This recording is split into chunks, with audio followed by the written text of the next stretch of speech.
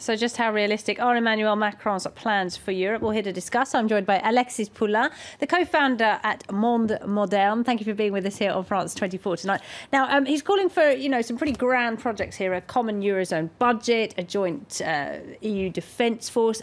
Does that not kind of fly in the face of the current trend, Eurosceptic parties coming to power, Hungary and Central European countries rejecting the refugee quota, for example, and, of course, Brexit? I mean, is he really swimming against the tide a little bit here?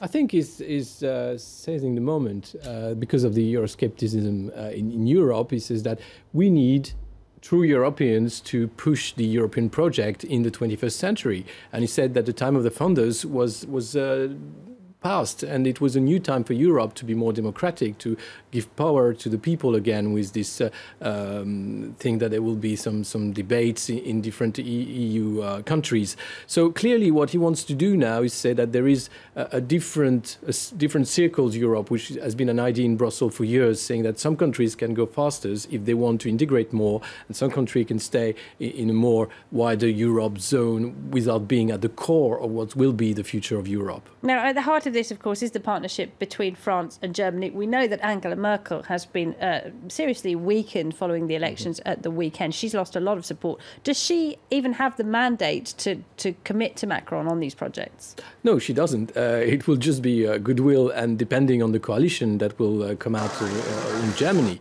And it will be difficult for Merkel to actually be so far European-friendly compared to what was a former mandate. So it will be different. He needs a crucial partner in Germany. He knows that if you want to push the reforms. And he said it's not France wanting to change the EU. He said that France is back to give ideas. But now we want EU countries to seize these ideas and move forward. And Germany, of course, is key to the future of Europe. The refugee crisis has really shown up the cracks in European integration. It's really forced a lot of countries to put the brakes on and say, we don't like the way this is going. What do you think of Macron's plans, specifically on overhauling the system for asylum seekers, on the refugee crisis? Well, he wants a central European asylum agency to go faster in treating the different paperwork and the asylum demands, which is fair enough. He wants border police, so that we have actually a border police to man the border of Europe.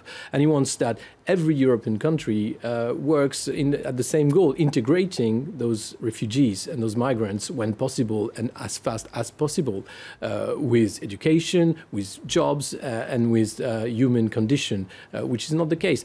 The speech is delivered at Sorbonne today, but if you look at the status of the camps in France, in the north of France, for example, the jungle of Calais, or things like that, it's not the situation that is actually here. So between the words and what's happening in France with the French government, there is already a gap in how we treat refugees in France. So all that is great, and I think we have to act. Europe has to act quickly, and he said that we also have to act looking at Mediterranean countries and helping countries to develop. So he put back on the table the financial transaction tax to help development aid, and saying that we can't just have people coming in. We need to help those countries in deep crisis to get out of the crisis and provide jobs and a future for young people in their countries. Alexis Poulin, thank you very much indeed.